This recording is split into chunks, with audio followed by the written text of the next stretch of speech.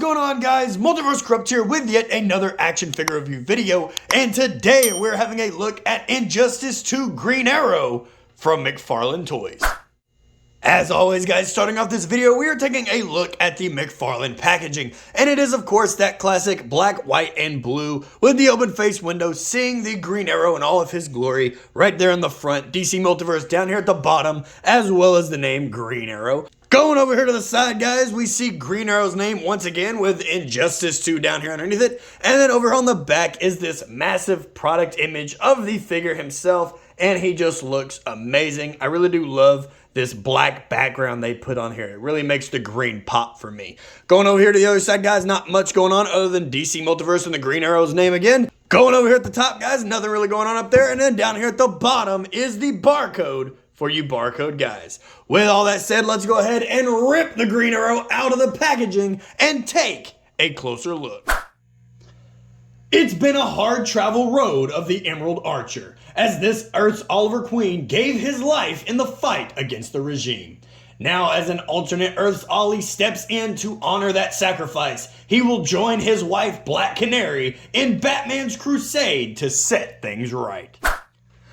So right here, guys, is the Green Arrow out of the packaging, standing on the rotating turntable, and from my first-hand impressions, I think this guy looks freaking amazing. NetherRealm did an amazing job with taking the classic Green Arrow look that we see here on the screen and morphing it with this bit of extra armor plating that we know and love from the Injustice series. Now, guys, I do know that the Green Arrow did come out in the early 2021 time frame, and I did pick him up way back when, but unfortunately, he just kept falling farther and farther back in line when it came to reviewing other figures. Now, I have seen that McFarlane is coming out with a newer version for his Page Puncher series with an Injustice 2 comic, so I figured why not review him now so we have something to compare the new version to. With all that said though, guys, let's go ahead and get Green Arrow off of the rotating turntable and take a closer look at the accessories that he came with. When it comes to the Green Arrow's accessories, guys, it is pretty straightforward, what you would expect for a Green Arrow figure. First off, he does come with the classic McFarlane stand with the DC stamped right there on the front. Moving over here now, guys, to his trading card. It is the same image we saw from the back of the box, just looking as beautiful as ever. Flipping it over here to the back, guys, is the read-up if you want to pause the screen and read it right now. Very, very short, but it is a good time. Going over here now, guys, we are looking at his bundle of arrows and his quiver. I really do love how the quiver has all of this design in it, but I would have loved a little bit more paint. I do see some straps up here and even some lines going on through here. You know, he is the Green Arrow, but I don't think you have to do it the exact same shade. So I'll probably pick up a paintbrush and add a little bit more to the quiver just to let it stand out. And of course, he does come with a bundle of arrows, which to me is very disappointing. It is different from the original Green Arrow we saw from the CW, and there's a picture on the screen right here for you. We have seen a bundle of arrows before, but I really would love to see at least one or two that are just out and about, so that way we can have a little bit more fun when it comes to posing this guy up. Now, there is a little bit of a groove deep down in there for the arrows, and if you plug them in just right, they get just snug enough in there to where you can have them standing straight up, or my personal preference, having them cantered off to the side like so. Going over here now, guys, we are looking at the bow, and the bow is a soft plastic, so you don't really have to worry about breaking it, as well as this little pull string back here, whatever it's called for a bow. I don't know, I'm not an archer, but the Green Arrow is, so he does of course come with a bow. It does of course have the little wraps in the middle, but other than that, there is hardly any other love put into this other than of course the green paint. With all that said though, guys, let's go ahead and move away from the accessories and take a closer look at the detail. When it comes to the detail, guys, the Green Arrow does look amazing. Now, first thing first, starting off with the head sculpt, we do see here that he does suffer from the McFarlane side-eye going on here. But for me, I'll give it to McFarlane. It works for the Green Arrow because he has to point his bow and arrow in different directions while he is aiming. So if you get him posed up just right with his quiver at the ready, reaching for an arrow, it just happens to work. Starting off with his face, guys. Look at that stash and the goatee. They really did give every bit of detail to a mustache that you can give in a figure. They gave him that black wash over the blonde to show he has dirty blonde hair, and they did the same love up top as well, all the way around.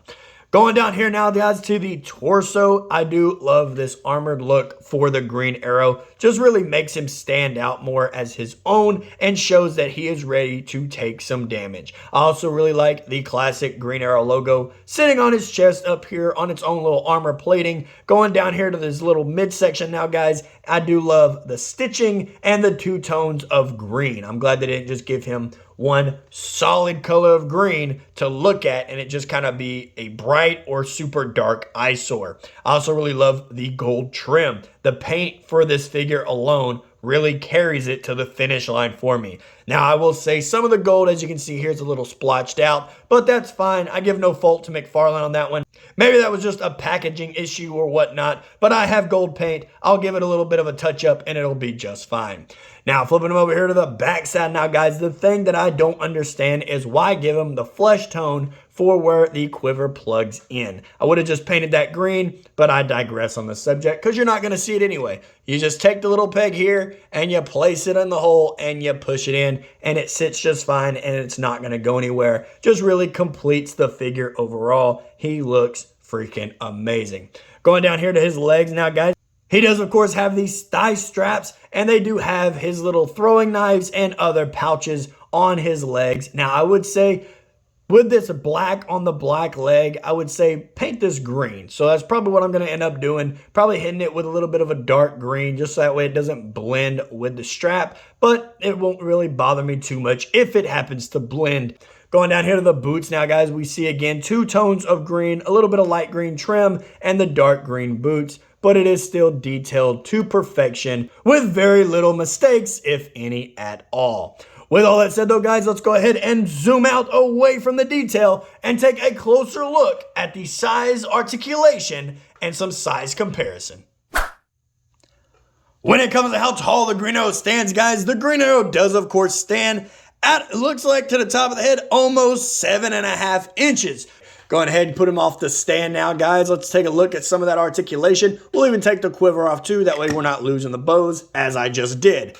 But let's move him in closer. His head articulation, the Green Arrow does look up. He looks down, even with the goatee there. It's a bit of a soft plastic, so it doesn't really get in your way. But he does look down all the way. And he does, of course, think to the ball joint, rotate all the way around, and has some good head tilt as well. When it comes to his arms, guys, his arms do articulate out about that far, and they do rotate all the way around thanks to his shoulder pads here being attached. Well, I've never seen that before, but they are attached to this little bicep lip he has going on here.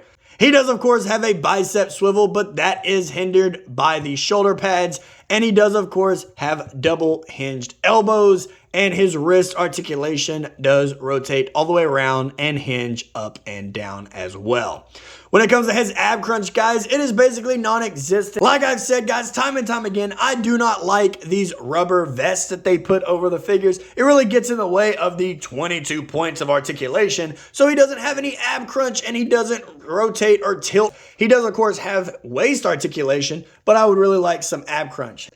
The Green Arrow is, of course, an agile fighter, so I feel like that ab crunch would just do a little bit extra when it comes to posing him up for those fight scenes. Going down here to his legs now, guys, his legs do articulate out about that far, and they go back about that far, and they, of course, can get inside the splits. He does, of course, have double hinged knees as well, and his ankles do articulate down. They articulate up. He has toe articulation, and, of course, the beautiful ankle pivot. Starting off this size comparison, guys, here we have the Injustice 2 Green Arrow standing next to the CW Stephen Amell Green Arrow, and he does stand just a little bit taller than this Green Arrow does over here. A little bit of a personal side note for me, guys. I would have loved to see Stephen Amell's Green Arrow in a suit like this where it's unhooded. I know we got the unhooded version in Season 7, but we also don't talk about Season 7. Up next, guys, we do have Green Arrow standing next to Red Arrow / Arsenal, whatever you want to call him, from DC Collectibles. And I'll leave this completely up to you guys if it works or not. For me, doesn't really bother me too much if you want to make Arsenal the kid version / teenage version, or if you want to make him the full-blown adult. Yeah, he's the adult in this uniform, but I digress. Right here, guys, we have Green Arrow scaled up next to NECA Toys Warrior Predator, and I'll leave this up to you guys. I think it works in size, and hey, maybe in some other multiverse, Oliver ran into a Predator while he was trapped on that island. And of course, last but not least, here we have Green Arrow next to Mr. Fantastic from Marvel Legends, and it just simply does not work. Alrighty guys, and there you have it. Another action figure review video in the books on my channel for you guys to enjoy. When it comes to my review on the Green Arrow, I'm going to have to give him a solid 7.5 out of 10. I just would have loved a little bit more when it comes to his accessories and maybe just, just slight, ever so slight, just a little bit more paint for this figure. Like, just to separate the colors just a little bit. But I'll take care of that on my end. With all that said though, guys, if you enjoyed this video, go ahead and hit the like button and subscribe if you haven't already. Leave me a comment down in the comment section below, and I will see you in the next video. Later.